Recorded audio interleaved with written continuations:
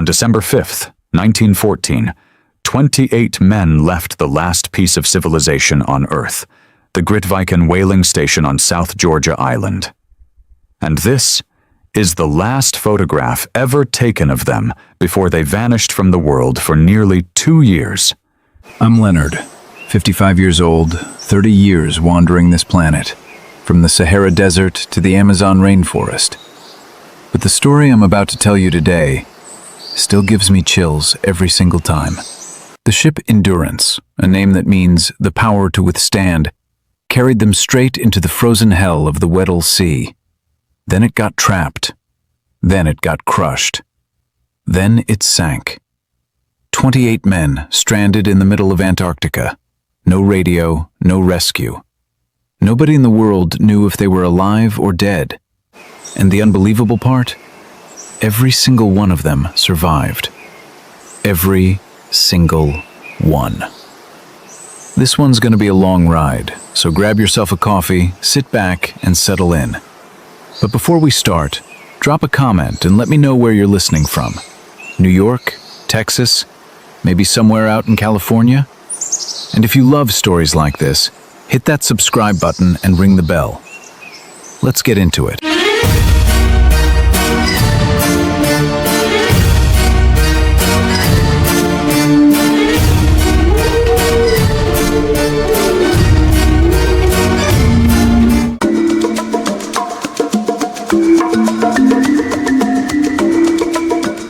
London, August 1914. The sky hung low and grey over the Thames, the kind of damp English summer that clung to your coat and never quite let go. But the cold wasn't what had the city on edge.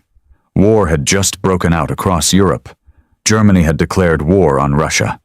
Britain was hours away from entering the fight. Every newspaper in the city screamed the same word, war. And every young man in England was lining up to die on a battlefield they couldn't yet pronounce. But one man wasn't looking at Europe.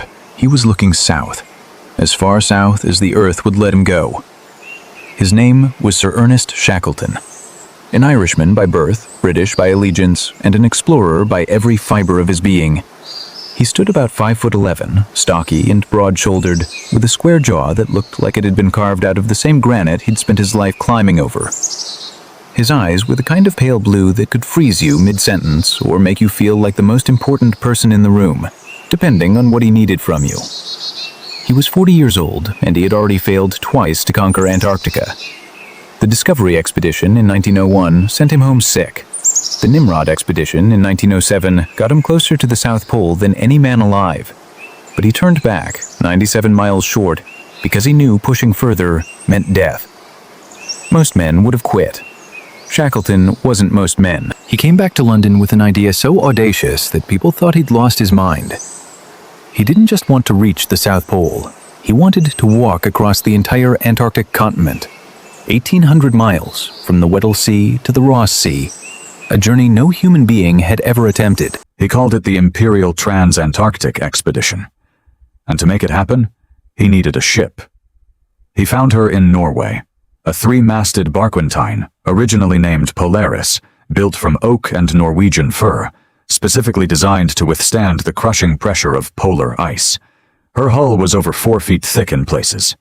Shackleton bought her for £14,000 and renamed her Endurance, after his family motto, Fortitudine Vincimus. By endurance we conquer. Remember that name. It's going to mean something before this story is over. Now, funding an expedition to the bottom of the world isn't cheap. Shackleton needed £50,000. The British government kicked in £10,000. But the real savior was a Scottish jute magnate named Sir James Key Caird, who wrote a cheque for £24,000, the equivalent of over $2 million today.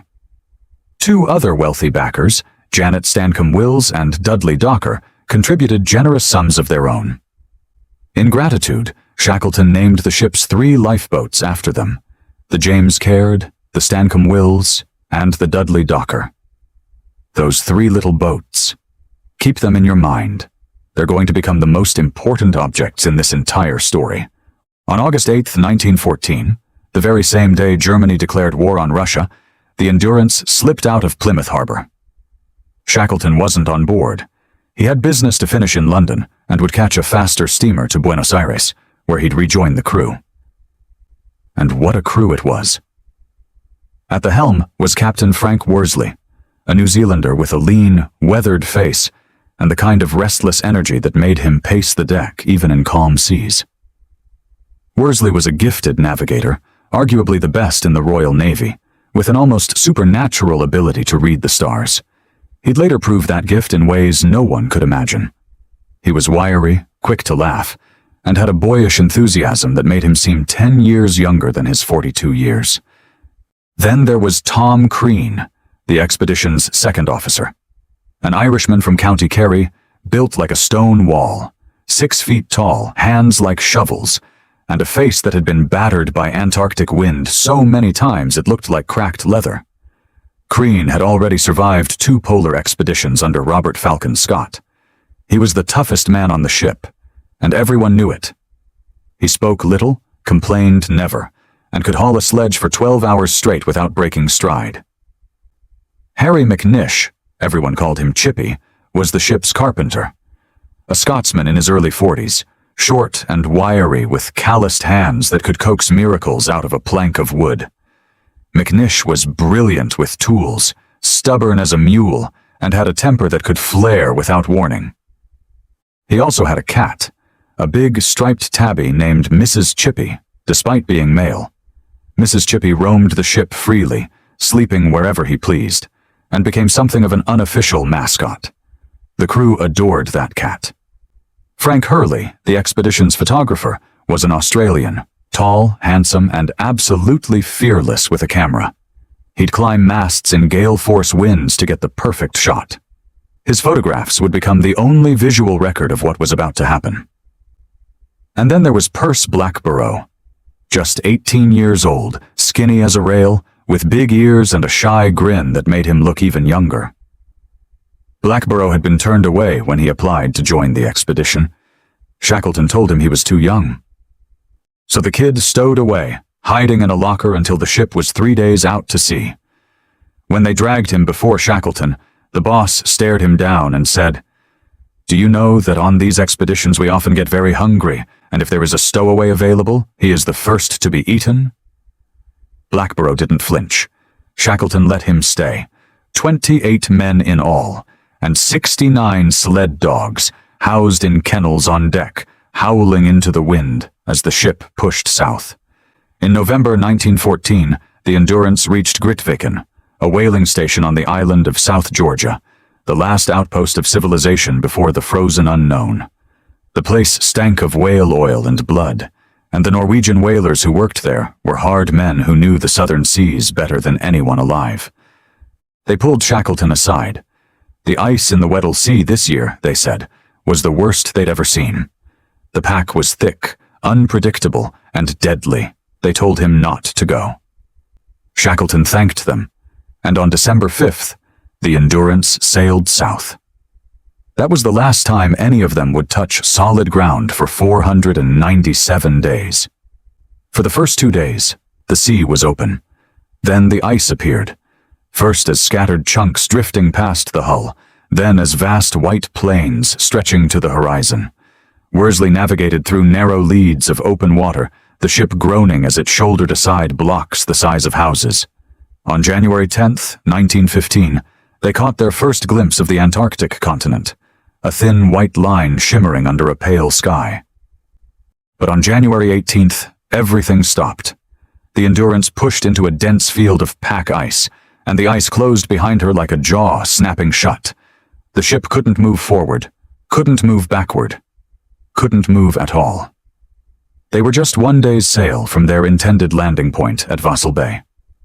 1 day. That's all it would have taken. Instead, the Endurance sat locked in the ice, drifting with the slow, grinding current of the Weddell Sea. And Ernest Shackleton stood on deck, staring out at the endless white, knowing that everything, every plan, every calculation, every dream had just changed. If you're hooked on stories of exploration and survival against impossible odds, hit that subscribe button and turn on notifications. Because what happens next to these 28 men, you're not going to believe it.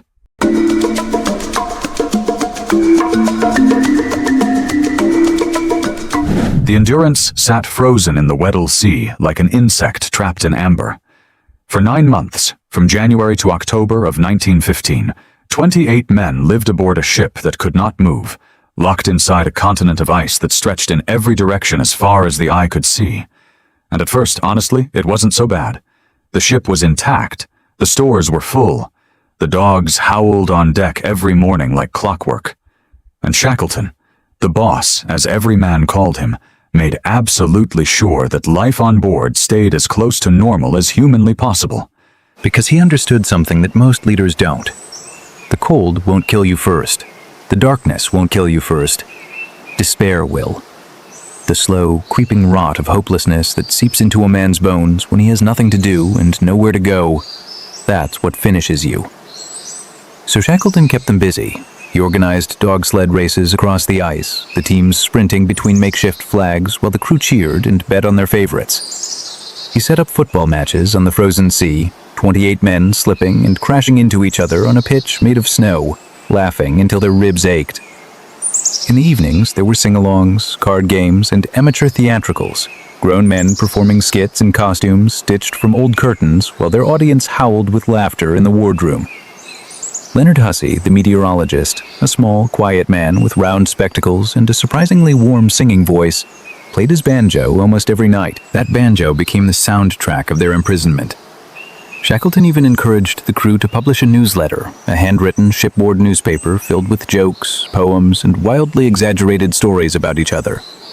It was absurd. It was brilliant.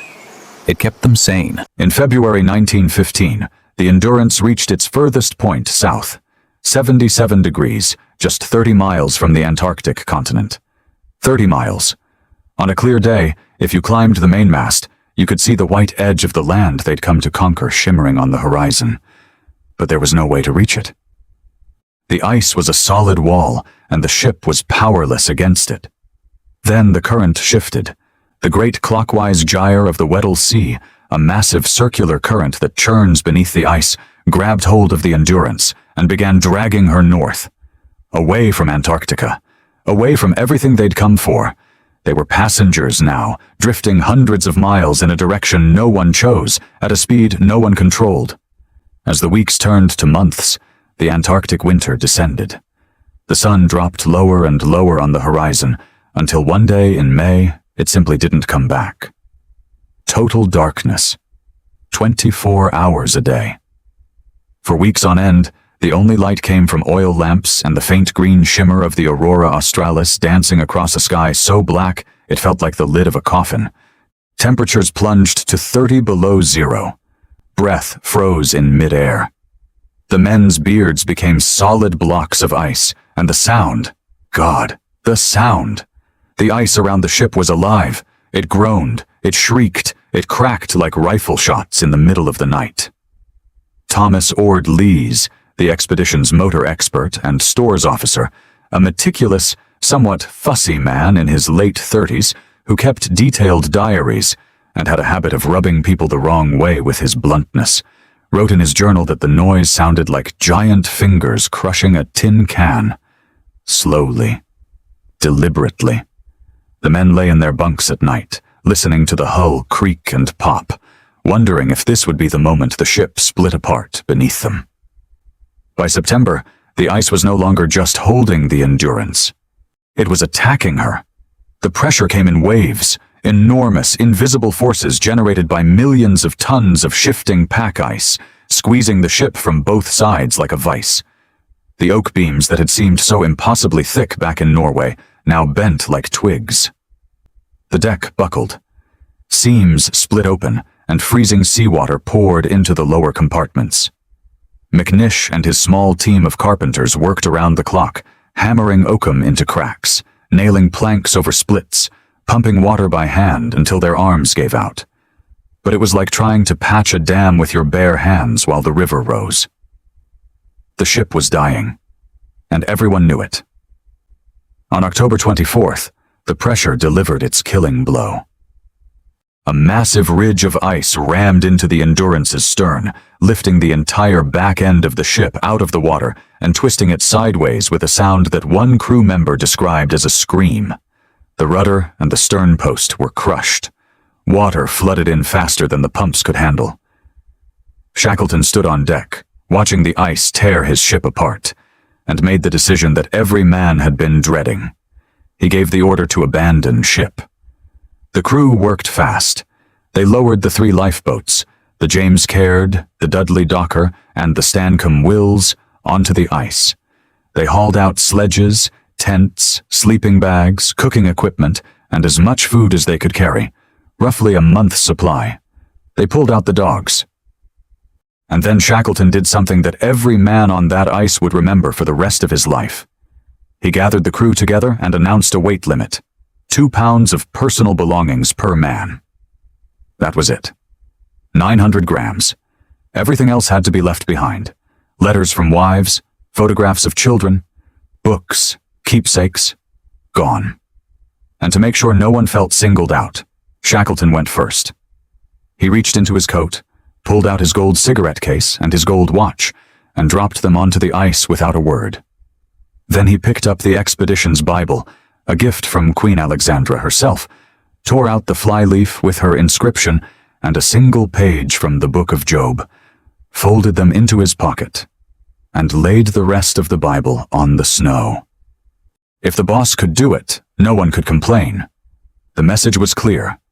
Sentiment is a luxury. Survival is not. They set up camp on the ice floe a few hundred yards from the dying ship and called it Ocean Camp. For nearly a month, they watched the Endurance slowly collapse, her masts tilting at sickening angles, her hull splintering under the relentless pressure. Frank Hurley, the photographer, made one last trip back aboard. The ship was half submerged, her lower decks flooded with freezing water. Hurley waded in up to his waist, the cold so brutal it felt like knives, and retrieved the expedition's photographic plates, 400 glass negatives stored in hermetically sealed canisters. He dragged them onto the ice, spread them out, and made the hardest decision of his professional life. He could only carry 150. The rest had to stay. So he picked the best 150 plates, the ones that told the story, and then, to make sure he wouldn't be tempted to go back, he smashed every single remaining negative on the ice. The sound of breaking glass echoed across the silence. It was the sound of a man choosing the future over the past. On November 21st, 1915, the Endurance finally went under. The crew gathered at the edge of their floe and watched in silence as the ship's stern, the part that had taken the worst punishment, rose slowly into the air, hung there for a moment as if taking one last breath, and then slid beneath the ice with a long, low groan. She was gone. Their home for over a year, their shelter, their last physical connection to the civilized world. Just a dark hole in the ice where she'd been, already freezing over. Shackleton stood among his men, his face unreadable, and said 5 words that would echo through history. "She's going, boys." That was all. No speech, no drama. And then, almost immediately, he turned to face the crew. 27 men standing on a slab of ice in the middle of the most hostile ocean on Earth, with no ship, no radio, and no one in the world who knew they were alive. And he said, calmly, as if suggesting they head to the pub, "Ship and stores have gone, so now we'll go home." 27 pairs of eyes stared at him. Some of those men would later say that in that single moment, standing on that ice, watching their ship disappear and hearing those words, they believed him. Not because it made any logical sense, but because it was Shackleton. And if anyone on this frozen earth could get them home, it was the boss. If this story is already pulling you in, wait until you hear what comes next. Hit subscribe and turn on notifications, because these 28 men are about to face something even worse than losing their ship.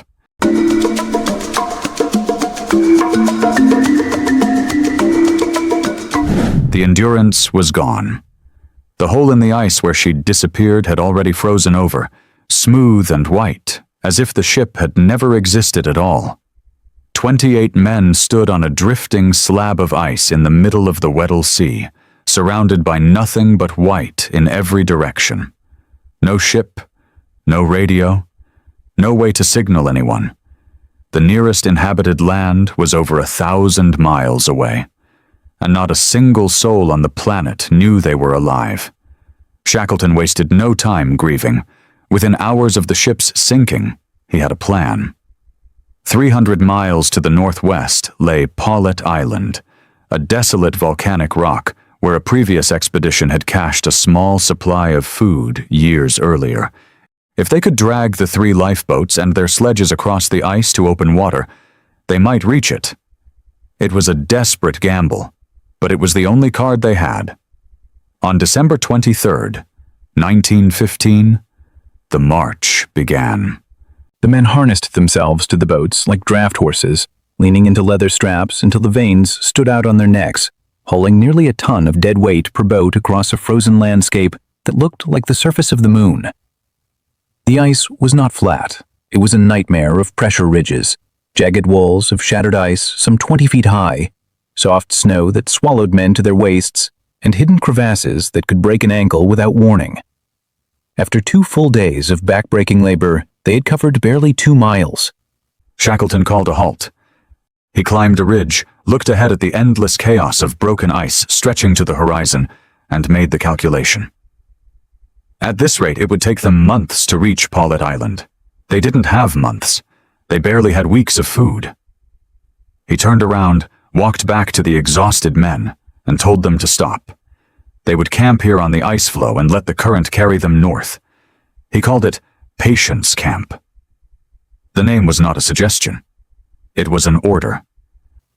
What followed was one of the most grueling tests of human endurance ever recorded.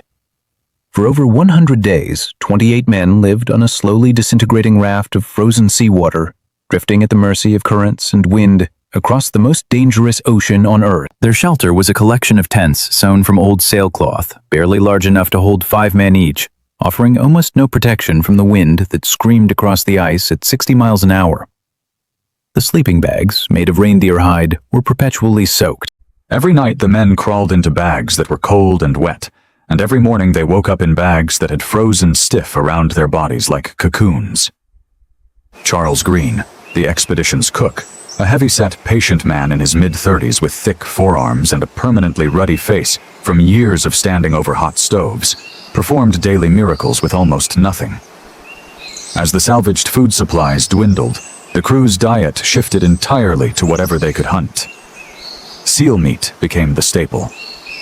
Green would hack frozen slabs of blubber and muscle from freshly killed Weddell seals, fry them in rendered seal fat over a blubber stove, and serve them to men who were so hungry they'd stopped caring about the taste. The smell was overpowering, a thick, fishy, oily reek that soaked into clothing, hair, and skin until every man on the ice smelled like a seal himself. Penguin meat supplemented the diet when hunting parties could catch them. Adelie penguins, curious and fearless, would waddle right up to the camp, and the men would club them with minimal effort. It was grim work, but no one complained. Starvation was grimmer. Shackleton managed the group with the precision of a chess player. He understood that boredom and resentment were as lethal as frostbite, and he never stopped working to prevent both. He deliberately placed the most difficult personalities in his own tent. Men who grumbled, men who whispered complaints, men who might seed mutiny if left unchecked. He kept them close, talked to them, fed them extra rations when he thought no one was looking, and quietly diffused tensions before they could spread. He organized card games, storytelling sessions, and impromptu singing contests. Hussey's banjo, one of the few personal items Shackleton had specifically ordered saved from the ship, overriding his own 2-pound rule, because he knew its value to morale, rang out across the ice most evenings, its tinny notes swallowed by the vastness around them. But not everyone bent easily under the boss's will. In the early days of Patience Camp, McNish, the brilliant, stubborn carpenter, made his stand. He argued loudly and in front of the crew that with the ship gone, the articles of employment were void. He was no longer legally bound to obey Shackleton's orders. It was a direct challenge to authority, and on the ice, where discipline was the only thing between order and chaos, it was potentially fatal. Shackleton didn't shout. He didn't threaten. He gathered the entire crew, pulled out the ship's articles, and read aloud the clause that bound every man to obey orders until the expedition was formally discharged, which it had not been. McNish backed down. He returned to work without another word, and in the months ahead, his carpentry skills would prove indispensable. But Shackleton filed the incident away in his memory. He would never forget it, and McNish would pay a price for it years later. Then came the dogs. 69 sled dogs had been part of the expedition from the beginning. Huskies, most of them, thick-furred and loud, with names like Shakespeare, Bosun, Sailor, and Sioux. The men had trained them, raced them, slept beside them, and grown to love them as fiercely as any pet back home. But by January 1916, the math was inescapable. There wasn't enough food for both men and dogs. The seals were harder to find. The penguins had migrated. Every pound of meat fed to a dog was a pound taken from a man's mouth. Shackleton gave the order. All the dogs had to be shot. The task fell to the handlers, men who had raised these animals from pups, who knew their names, their quirks, their personalities. Some men wept openly. Others went silent for days. Wild, the loyal second in command. Frank Wild, a compact, weather-beaten Yorkshireman with a thick mustache and steady eyes that never seemed to blink, the kind of man who could take a blow and keep standing, supervised the cull with quiet efficiency, shielding the men from as much of the horror as he could. Green cooked the meat.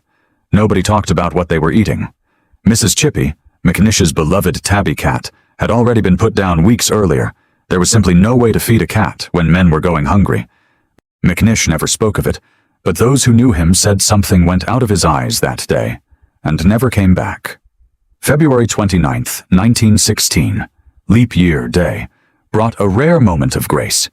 Shackleton declared it a holiday and authorized 3 full meals, a luxury so extravagant that men wrote about it in their diaries as if describing a feast at the Ritz. Meanwhile, Worsley continued his quiet, essential work. Every time the clouds parted enough to glimpse the sun, the captain pulled out his sextant, shot a reading, and calculated their position with meticulous care, recording every number in a small notebook he kept inside his coat against his body to prevent the ink from freezing. Those numbers, scratched in pencil on damp paper, would become the most important data in the entire expedition. The ice floe shrank week by week. What had once been a platform hundreds of yards across gradually cracked, split, and broke apart around them. The men moved camp again and again, retreating to the thickest section each time a new fissure opened. One night in late March, a crack ripped through the center of the camp while the men slept. Shackleton heard the ice splitting, a sound like a cannon shot, and bolted from his tent. In the darkness, he saw that the fissure had run directly beneath one of the tents, and a man was in the water, still inside his sleeping bag, sinking into the black sea below. Shackleton threw himself flat on the ice, reached down into the freezing gap, grabbed the man by the bag, and hauled him out in a single motion. Seconds later, the crack slammed shut with a force that would have crushed bone. The man, a sailor named Ernie Holness, a quiet, stocky, able seaman who rarely drew attention to himself, lay gasping on the ice, soaked and shaking. He never forgot that Shackleton had saved his life with bare hands in the dark. By early April, the floe had shrunk to the size of a football pitch, then a tennis court. The ice was visibly breaking apart all around them. On April 9th, 1916, Shackleton looked at the heaving, cracking ocean of ice, looked at his 27 men huddled around 3 battered lifeboats on a slab no bigger than a house, and gave the order everyone had been waiting for and dreading in equal measure. Launch the boats. They were going to sea. If you think surviving on an ice floe for 100 days sounds brutal, you haven't heard what the ocean had waiting for them.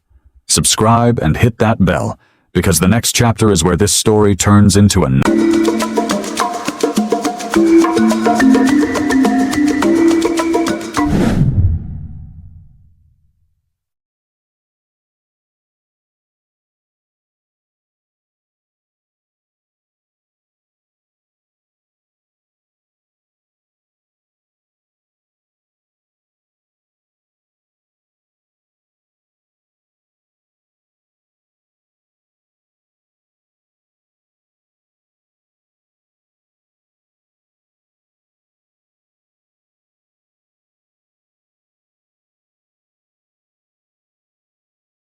The Dudley Docker followed close behind, commanded by Worsley, and bringing up the rear, low in the water, dangerously overloaded and pitching violently with every swell, came the Stancomb Wills, the smallest and weakest of the three, under the command of Hubert Hudson, the expedition's navigator.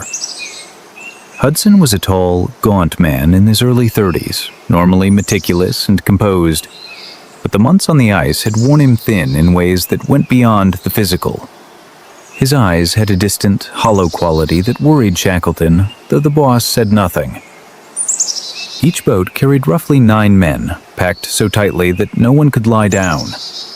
They sat on thwarts and supply cases, shoulder to shoulder, knees jammed against the back of the man in front, spray lashing their faces every few seconds.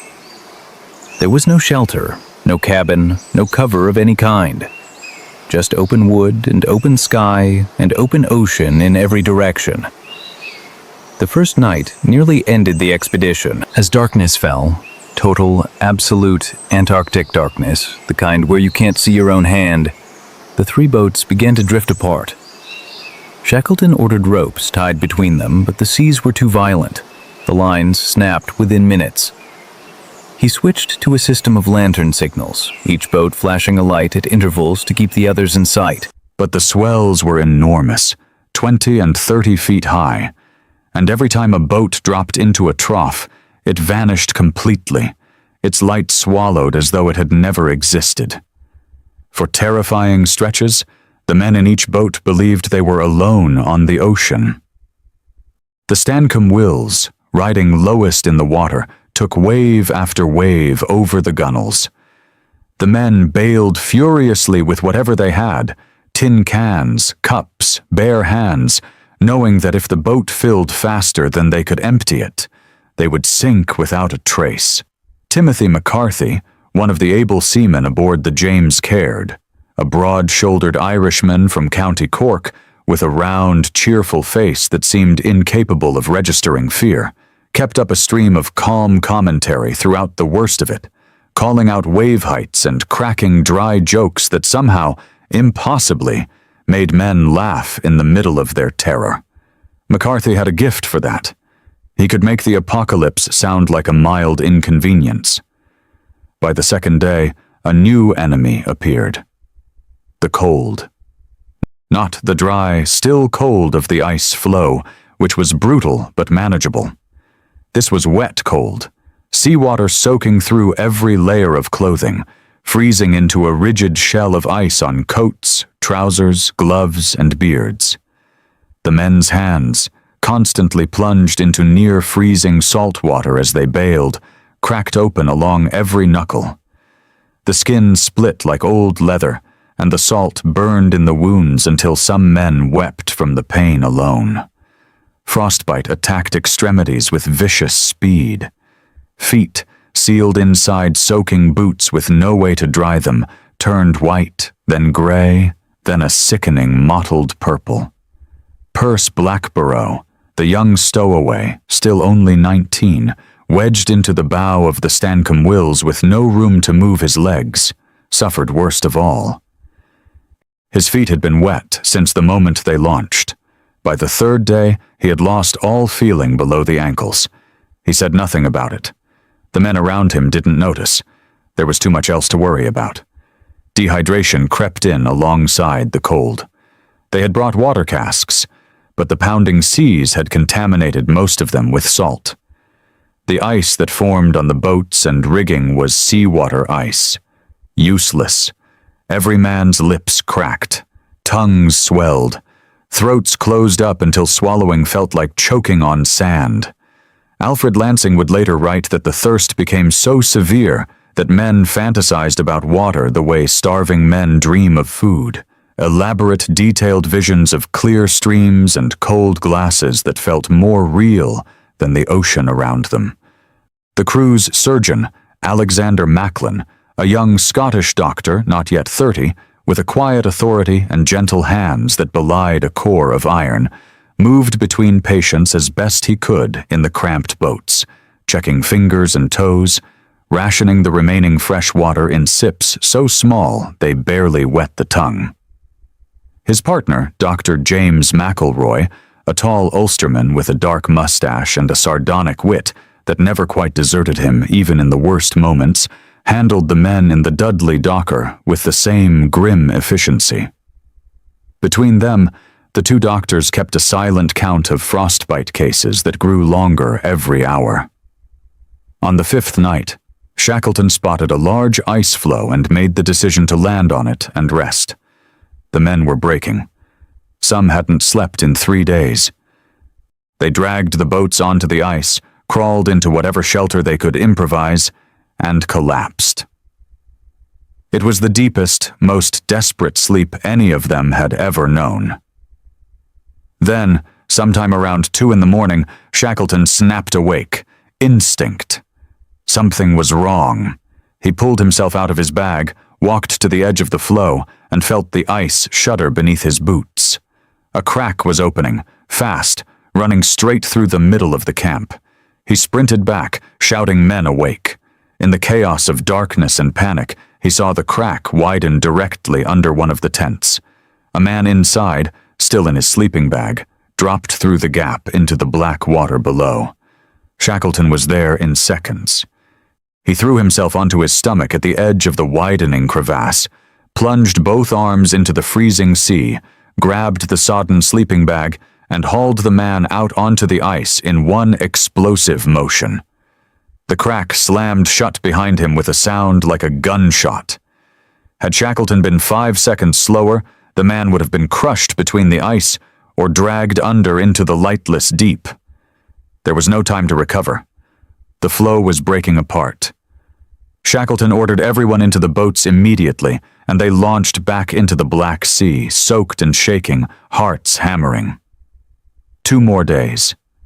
2 more days of relentless waves, freezing spray, cracked hands, swollen tongues, and the slow, grinding terror of open water in boats that were never designed for it.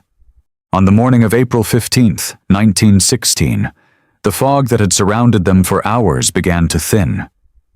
Worsley, standing in the Dudley Docker with his sextant pressed to his eye, saw it first. A dark shape on the horizon, not ice, not cloud, rock. He shouted across the water, heads turned, and through the thinning mist, the sheer black cliffs of Elephant Island rose from the sea like the walls of a fortress. It was the ugliest, most inhospitable piece of land any of them had ever seen. Vertical rock faces hammered by surf, not a tree or a blade of grass in sight, ringed by reefs that could shatter a boat in seconds. It was the most beautiful thing they had ever laid eyes on. They landed on a narrow gravel beach beneath towering cliffs, the surf nearly capsizing the boats as they came in. Men tumbled out into the shallows and crawled onto the rocks. Some fell to their knees and kissed the ground. Others simply lay on the stones, faces pressed into wet gravel, unable to move. Several men staggered like drunks, their bodies, after 497 days of constant motion on ice and sea, had forgotten what solid ground felt like. The inner ear rebelled. The world tilted and swam. They were seasick on land. Green, the cook, somehow got a fire going and heated a pot of milk mixed with sugar. The first hot drink made with real fresh water and longer than anyone could remember. Men cradled the tin cups in their bleeding hands and drank slowly, eyes closed, and more than one of them would later write in their diaries that it was the finest thing they had ever tasted in their lives. But the relief lasted only hours. Elephant Island was no salvation. It was a frozen, wind-swept rock lying far south of any shipping lane. No vessel would pass within 100 miles. No one would come looking. The beach they'd landed on was barely above the tide line, and the first high swell would wash them back into the sea. 2 days later, Wild, dependable, unshakable Frank Wild, took a small party along the coast and found a narrow spit of gravel beneath an overhanging cliff, just wide enough to shelter the group from the worst of the wind. They called it Cape Wild. It was miserable. It was home. And it was here that Shackleton would make the decision that turned this story from a disaster into a legend. Subscribe and turn on notifications, because what the boss decides to do next is something that shouldn't be possible. And yet he did it.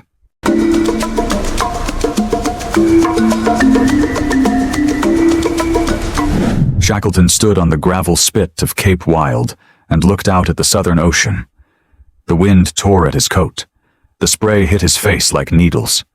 Behind him, 22 men huddled beneath 2 overturned lifeboats propped up on rocks, their bodies pressed together for warmth, their eyes hollow from exhaustion. They had survived the ice. They had survived the open sea. They had reached land. And now, standing on this God-forsaken rock at the bottom of the world, Shackleton understood with absolute clarity that if he didn't do something, every single one of them would die here. Because Elephant Island was not on any shipping route. No whaler, no merchant vessel, no Navy patrol would ever come within 100 miles of this place. They could light fires and wave flags until their arms fell off. No one would see them. No one was looking. The world had forgotten they existed. So Shackleton made the decision that would either save them all or kill him trying. He would take the largest lifeboat, the James Caird, 22.5 feet of wood and canvas, roughly the size of a large car, and sail it 800 miles across the most violent ocean on Earth to the island of South Georgia, where the whaling station at Stromness could launch a rescue. 800 miles, in an open boat, through the Drake Passage and the screaming latitudes of the Southern Ocean, where waves routinely reached 60 feet and winds blew with the force of freight trains. It was, by any rational measure, a suicide mission. McNish went to work. The same stubborn, difficult, brilliant carpenter who had challenged Shackleton's authority on the ice now became the man upon whom every life depended. He stripped wood from the Dudley Docker to reinforce the James Caird's keel. He fashioned a makeshift deck from salvaged lumber and the lids of supply crates, covering the open boat to create a crawl space barely 2 feet high where men could shelter from the waves. He caulked every seam with oil paints mixed with seal blood, a foul, sticky compound that hardened in the cold and kept the water out just enough to matter. He worked with frozen fingers, cracked nails, and tools that were rusted and dull, and he produced something that looked like a floating coffin, but was, in truth, a masterpiece of desperate engineering. Shackleton watched him work and said nothing. Whatever had passed between them on the ice was irrelevant now. McNish was saving their lives with his hands. On April 24th, 1916, the James Caird was loaded with supplies: 2 casks of water, cases of sledging rations, a Primus stove, a small amount of paraffin, sleeping bags, and Worsley's navigation instruments. Shackleton selected his crew of 5. Worsley, because without his navigation, they would sail straight into oblivion.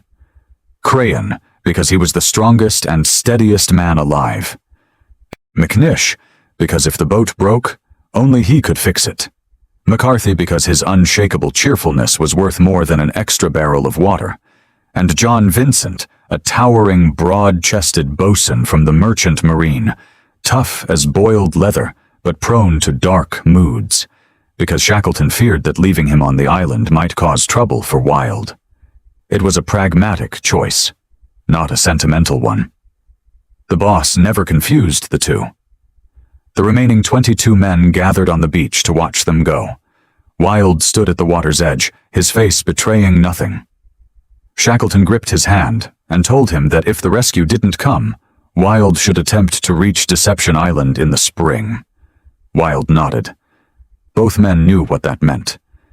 If Shackleton failed, Wild would have to save them himself, or watch them die. The James Caird pushed off into the surf, caught a wave, and within minutes the little boat was a speck on the gray immensity of the Southern Ocean. On the beach, 22 men stood watching until they couldn't see it anymore. Then Wild turned around, looked at them, and said the words he would repeat every single morning for the next 4.5 months. "Roll up your sleeping bags, boys. The boss may come today." What followed was 16 days of unrelenting hell. The Southern Ocean attacked the James Caird with everything it had.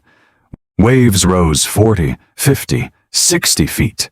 Mountains of green-black water topped with boiling white foam that crashed down on the little boat with the force of a collapsing building. The 6 men worked in shifts, 3 on, 3 off, bailing, steering, and chipping ice from the rigging. Because ice was the silent killer. Every wave that broke over the boat left a film of freezing seawater on the canvas deck, the ropes, the mast, and the hull. Layer by layer, hour by hour, the ice accumulated, adding hundreds of pounds of weight to a boat that was already riding dangerously low. If they didn't chip it off constantly, the James Caird would grow top-heavy and capsize. So every few hours, men crawled out onto the pitching, wave-swept deck on their hands and knees, clinging to the rigging with one hand and swinging McNish's carpenter's adze with the other, hacking at ice in the dark, while the ocean tried to wash them overboard. Below the canvas deck, in the crawl space that passed for shelter, conditions were almost worse. The men lay on ballast stones in 2 inches of freezing bilge water, packed so tightly they couldn't turn over without waking someone else. Their reindeer skin sleeping bags had begun to decompose, shedding clumps of wet fur that stuck to everything. Lips, tongues, food, water. They breathed reindeer hair. They ate reindeer hair. It clogged the Primus stove and contaminated the drinking water, which was already half salt from the leaking casks. Thirst became a torment worse than cold. Their tongues swelled until speech was difficult, their lips cracked and bled. Vincent, the big bosun, deteriorated rapidly. His strength drained out of him like water through sand, and by the end of the first week he lay in the bilge, barely conscious, unable to take his turn at the tiller. McNish, too, was failing. His hands, ruined by months of carpentry in freezing conditions, could barely grip the adze anymore. Worsley navigated by dead reckoning and prayer. The sun was invisible behind a permanent ceiling of cloud and storm. In 17 days at sea, he managed exactly 4 sun sightings. Brief, desperate moments when the clouds parted for a few seconds, and he jammed his sextant to his eye, bracing against the heaving deck, trying to hold the horizon steady long enough to take a reading. 4 observations. That was all he had to guide a 22-foot boat across 800 miles of featureless ocean to an island that was barely 100 miles long. If he was off by even 2 degrees, they would miss South Georgia entirely and sail into the empty South Atlantic, where there was nothing but water for another 3,000 miles. They would die of thirst long before they reached Africa. The pressure on Worsley was almost beyond comprehension, yet the New Zealander never showed it. He kept his notebook dry inside his shirt against his skin, recorded every calculation in steady handwriting, and told the others, with the confidence of a man reading a road map, exactly where they were. Whether he believed it himself, no one ever knew.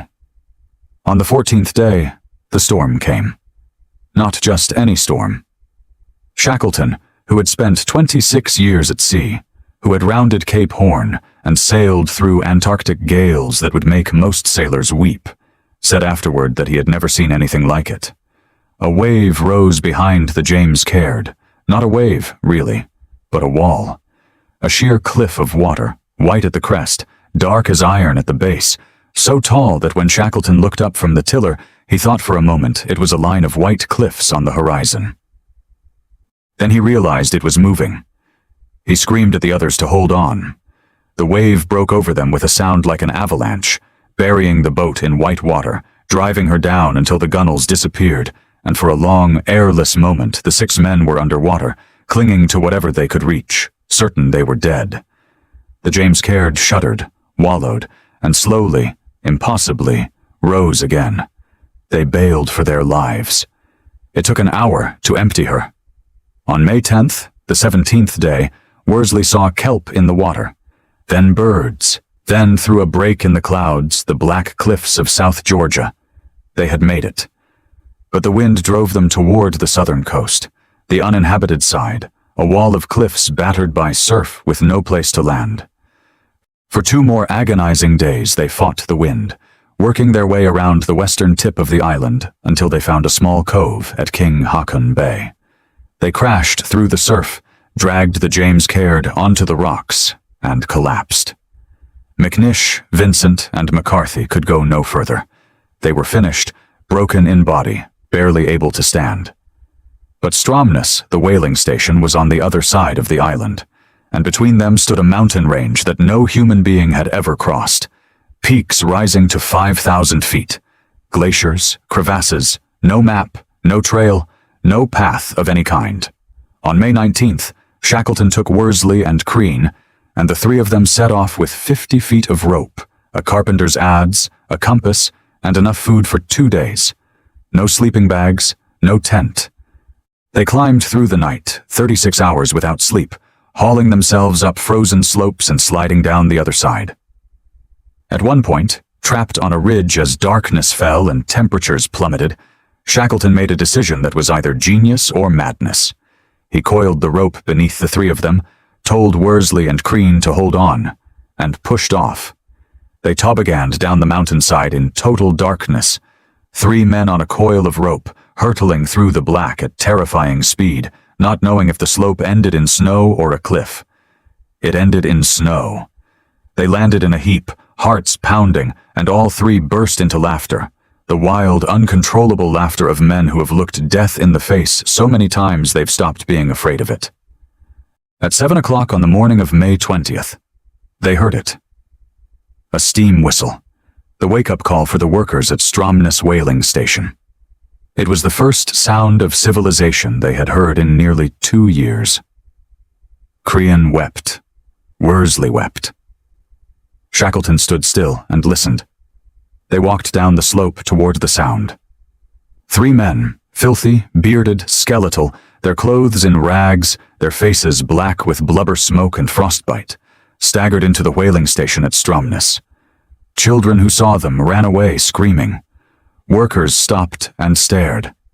The station manager, Thoralf Sørle, a stout, weathered Norwegian who had met Shackleton when the Endurance had docked at Grytviken 17 months earlier, came out to meet them. He looked at the 3 apparitions standing before him and asked quietly, "Who are you?" The man in the middle, the one with the pale blue eyes, answered, "My name is Shackleton." Searle turned away and wept. If this chapter left you breathless, hold on. There are still 22 men on Elephant Island, starving under 2 overturned boats, waiting for a rescue that may never come. Subscribe and hit that bell. The final chapter is next.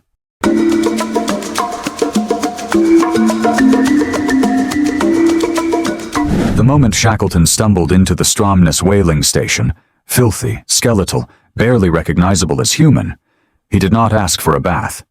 He did not ask for food. He did not sit down. He asked for a boat. Because 22 men were dying on Elephant Island, and every hour he wasted was an hour closer to losing them. Within hours of his arrival, Worsley was already sailing back around South Georgia's coast in a whaling vessel to pick up McNish, McCarthy, and Vincent from King Haakon Bay. The 3 men were in terrible shape. Vincent could barely stand. McNish's hands were swollen and cracked beyond recognition. McCarthy was the only one still capable of walking unaided. But they were alive. Shackleton, meanwhile, had commandeered a large whaling ship called the Southern Sky from the station master and was loading it with supplies. He had no intention of resting.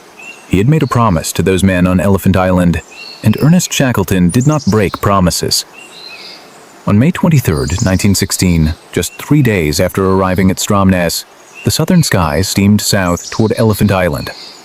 Shackleton stood at the bow, scanning the horizon. But 60 miles from the island, the ice closed in. Massive fields of pack ice, stretching for miles in every direction, blocked the approach completely. The Southern Sky was a sturdy vessel, but she was not an icebreaker.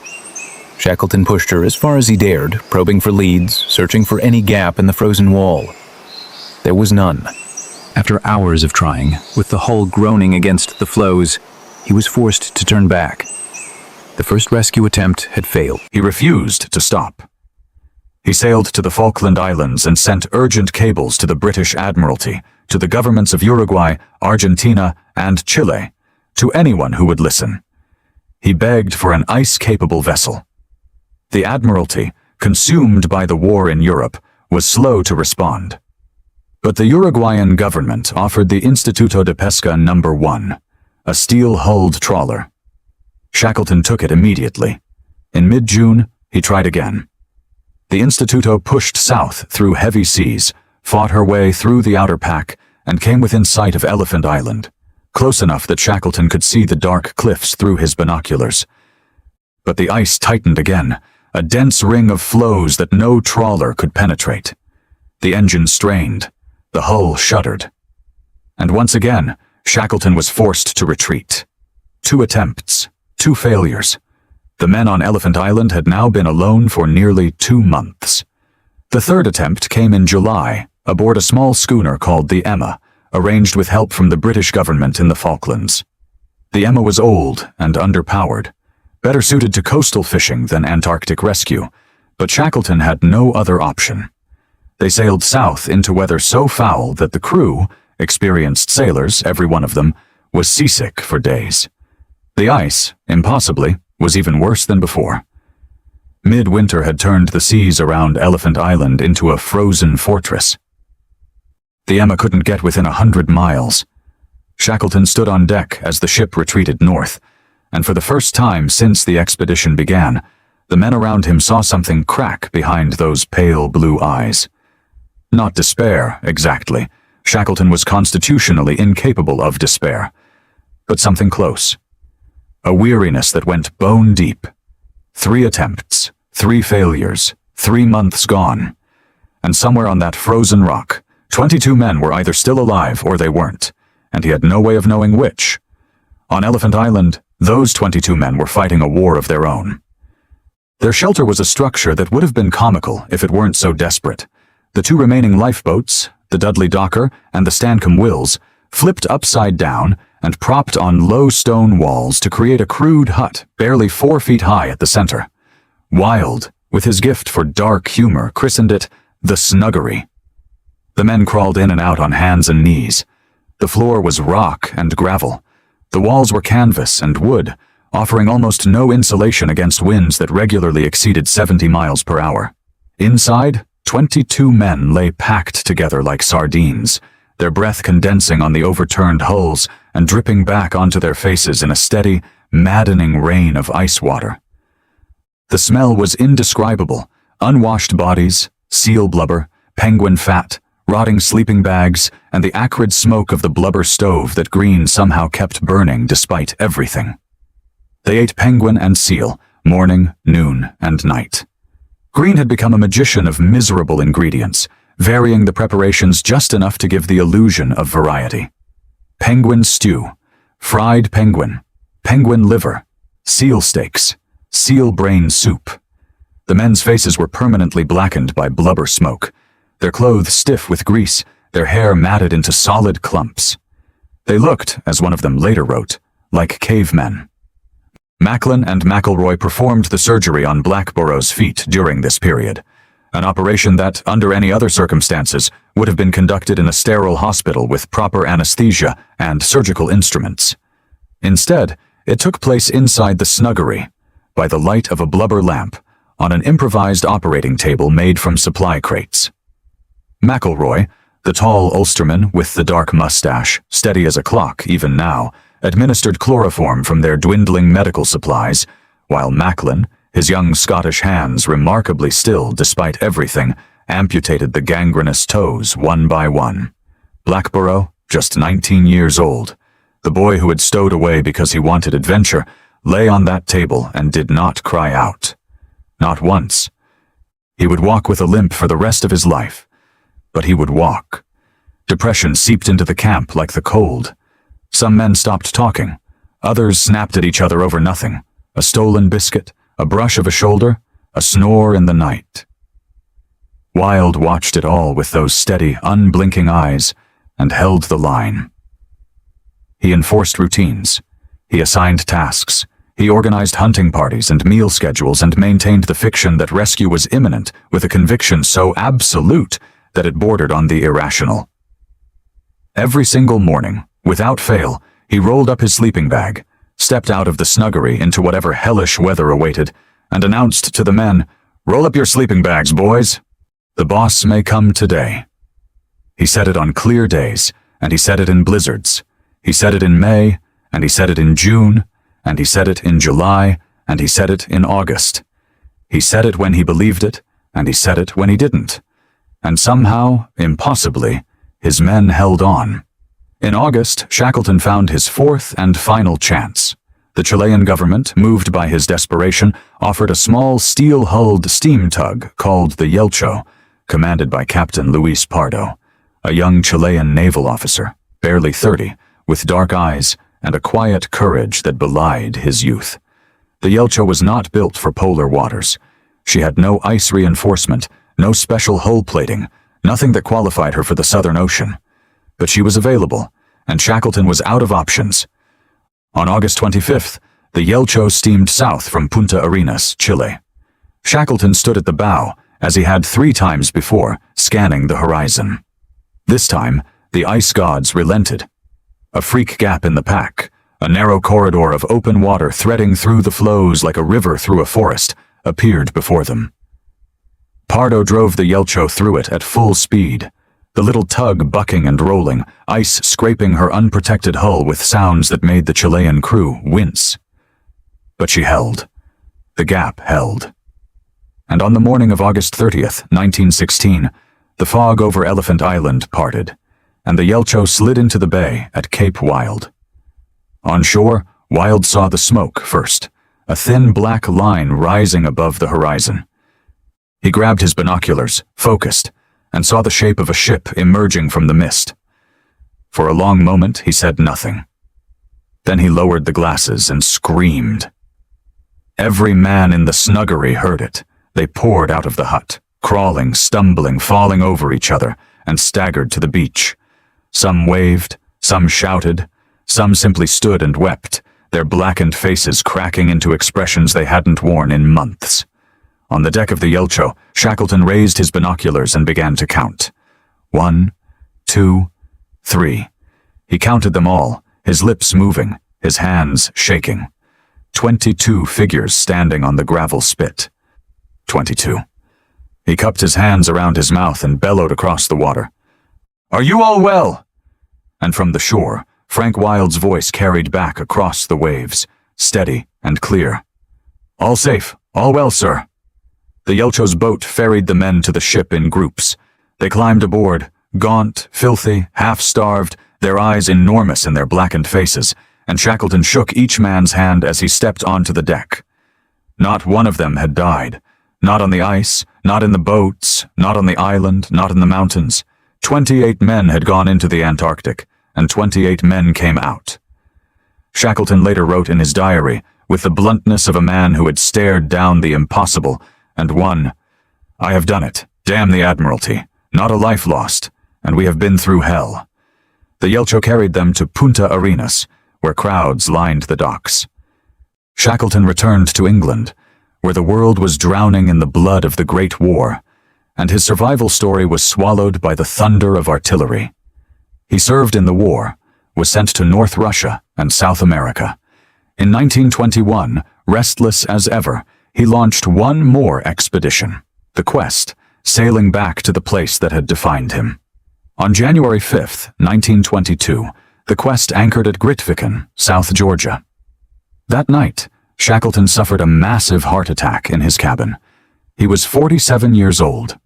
His wife, Emily, asked that he be buried there, on the island where his greatest journey had begun and ended. He lies in the whalers' cemetery at Grytviken to this day, facing south. Worsley went on to serve with distinction in both World Wars and wrote a memoir of the James Caird voyage that remains one of the finest pieces of maritime writing ever published. Tom Crean went home to County Kerry, Ireland, opened a pub called the South Pole Inn, and almost never spoke of what had happened. He poured pints and kept his silence. Wild continued exploring, but never received the recognition he deserved.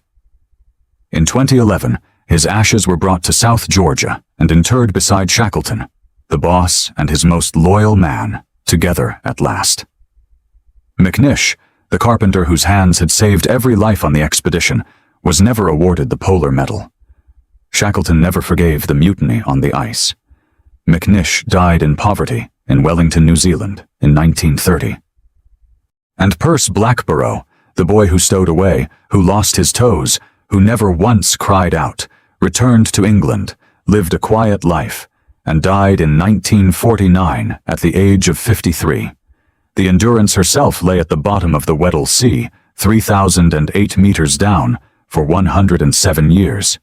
On March 5, 2022, the Endurance 22 expedition found her, upright, intact, her name still legible on the stern, as if she had been waiting all that time to be remembered.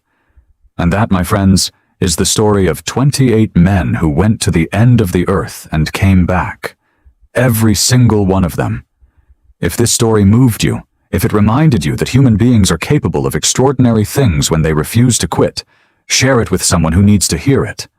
Subscribe, hit the bell, and I'll see you in the next one. I'm Leonard. Stay curious, stay brave, and never stop exploring.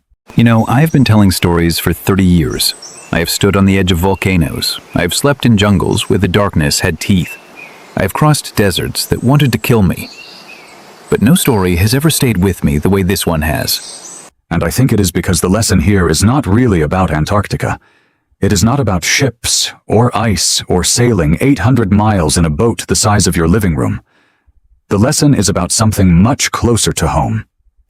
Every single one of us has a Weddell Sea. Maybe yours is a job you lost. Maybe it is a marriage that is falling apart. Maybe it is a diagnosis that knocked the air out of your lungs. Maybe it is just getting out of bed on a Monday morning when the whole world feels like it is pressing down on you and you do not know how much more you can carry. Shackleton did not survive because he was the strongest. He was not. Tom Crean was stronger. He did not survive because he was the smartest. Worsley was the better navigator. He survived because he refused to quit. And more than that, he refused to let the people around him quit. He kept them busy when there was nothing to do. He kept them laughing when there was nothing to laugh about. He gave up his own gloves so another man could keep his fingers. He poured his tea into another man's cup when no one was looking. That is not superhuman courage. That is the kind of quiet, stubborn, everyday love that any one of us is capable of. You do not have to cross the Southern Ocean to be brave. Sometimes bravery is just showing up. Sometimes it is telling someone you are struggling. Sometimes it is forgiving the person who hurt you, or forgiving yourself for the mistakes you made. Sometimes it is just rolling up your sleeping bag in the morning and saying, "Today might be the day things get better." Wilde said that every single morning for 4.5 months. And he was right. The day did come. So wherever you are tonight, whatever ocean you are crossing, whatever ice is pressing in around you, I want you to hear this. You are tougher than you think. The storm will pass. And you do not have to do it alone. I want to thank every single one of you for staying with me through this story. If it moved you, if it reminded you of something you needed to remember, share it with someone who is going through a hard time right now. Send it to a friend. Send it to your brother, your sister, your mom, your dad. You never know whose day you might change with a story like this. If you have not already, hit that subscribe button and turn on notifications so you never miss a story. I have got so many more coming, and each one is going to take you somewhere you have never been. And before I go, I just want to say this. May God bless every single one of you watching this. May He give you the strength of Shackleton, the patience of Wilde, the steady hands of Worsley, and the courage of that 19-year-old kid who stowed away on a ship because he believed the adventure was worth it. May He watch over you and the people you love, tonight and every night. If this story touched your heart, drop an amen in the comments. Let me see where you are watching from. And let me know, what is your Weddell Sea? What is the thing you are fighting through right now? Because I promise you, this community right here, we've got your back. I'm Leonard. Stay brave, stay kind, and I will see you in the next one.